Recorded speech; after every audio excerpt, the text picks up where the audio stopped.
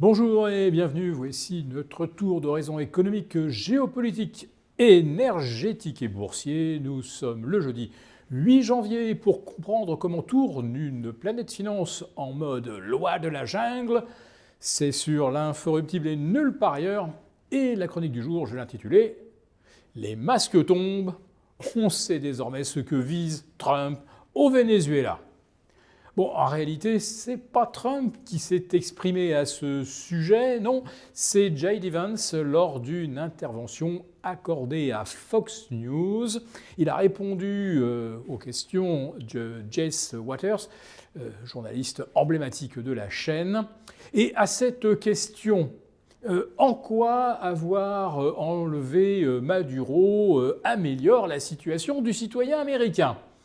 Eh bien, J.D. Vance a répondu, je le cite mot pour mot, « Cela va permettre aux États-Unis de mettre la main sur les richesses du Venezuela. » Alors là, on oublie évidemment le hoax du cartel del Sole, qui a été littéralement inventé par la CIA.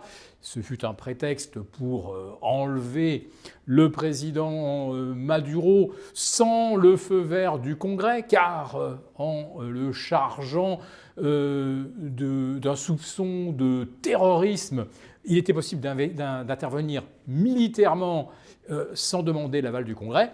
Intervention qui a d'ailleurs fait un peu plus de 50 morts. Voilà, bon. On passe allègrement sur ce petit détail.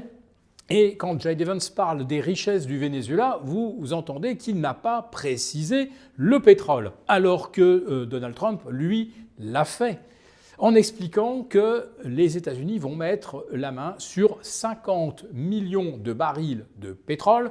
Un pétrole d'ailleurs qui commence à poser des problèmes de stockage au Venezuela.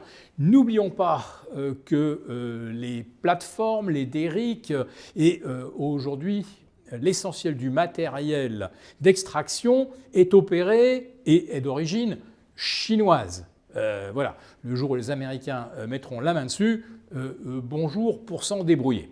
Donc pour l'instant, oui, il y a des quantités phénoménales de pétrole en stock et également dans les soutes de pétroliers qui sont aujourd'hui bloqués par les Américains, le fameux blocus.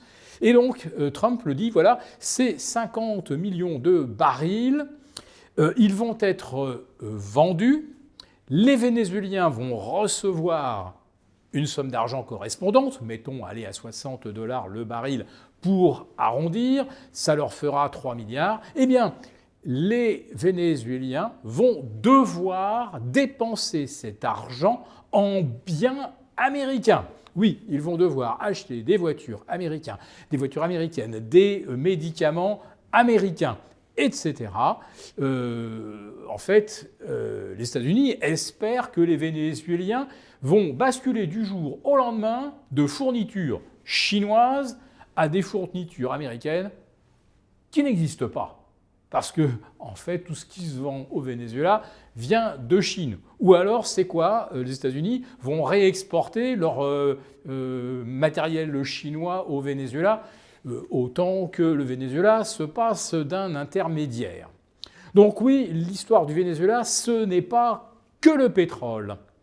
C'est donc effectivement verrouiller une clientèle captive d'environ 40 millions de personnes. Mais ce que visent également les États-Unis, eh bien, c'est l'or. Oui, il y a beaucoup d'or dans le sous-sol du Venezuela. Le pétrole, c'est à Maracaibo, mais l'or, lui, il est à peu près partout dans la zone amazonienne. Et il pourrait y en avoir autant qu'en Afrique du Sud, en Australie ou au Canada, les principaux pays producteurs en dehors de la Chine, naturellement. Il y a également des terres rares. Alors, il y en a partout sur Terre, vous le savez. Le problème, c'est de les exploiter sans que les écologistes viennent bloquer les routes, faire des manifestations, etc. Là, au moins, au Venezuela, on est à peu près tranquille. Sauf que qui sait raffiner les terres rares, à part les Chinois, il n'y a pas grand monde.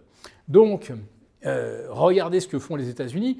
Les 50 millions de barils qu'ils veulent saisir, en fait, ils appartiennent légalement à la Chine.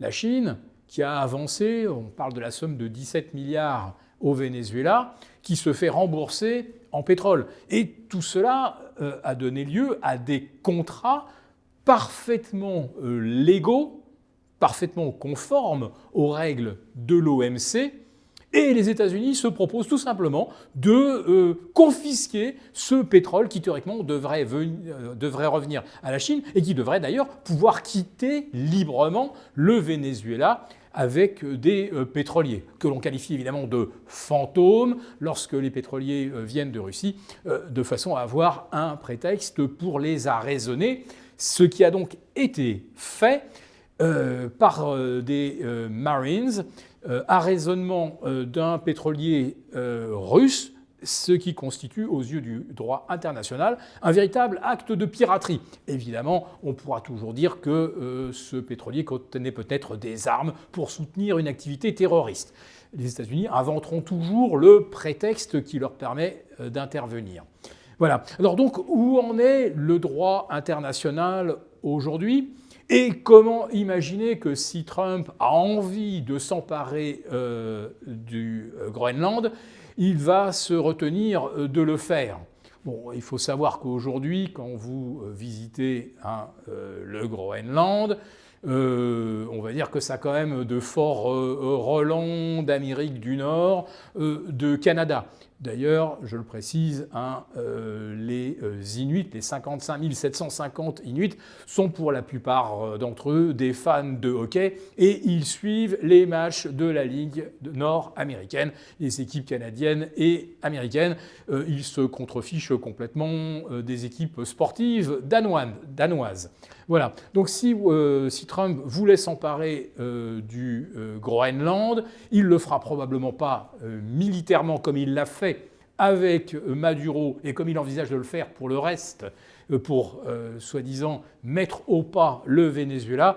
Là, il va simplement acheter le Groenland aux Danois, qui ont tout à fait raison de faire monter les enchères naturellement, et peut-être proposer donc aux Groenlandais un statut hybride avec double nationalité groenlandaise, américaine, et si Trump le veut bien et y consent, le Danemark pourrait toucher des royalties sur les richesses que le Danemark n'a jamais cherché à exploiter. Autrement dit, c'est les Américains qui feraient le boulot et c'est les Danois qui encaisseraient l'argent, qui s'opposeraient à ce genre de deal.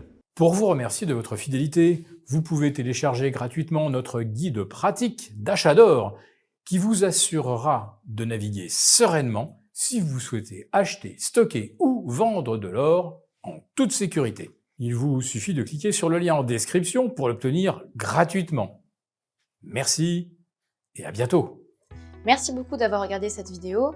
N'hésitez pas à réagir dans les commentaires ou à liker et partager cette vidéo si le contenu vous a plu. Et pour ne rater aucune de nos prochaines émissions, vous pouvez vous abonner à notre chaîne et activer les notifications. Et pour plus de contenu, n'oubliez pas que le dernier rapport rédigé par nos experts est accessible en cliquant sur le lien de description. On se retrouve tout de suite dans les commentaires et je vous dis à très bientôt pour une prochaine vidéo.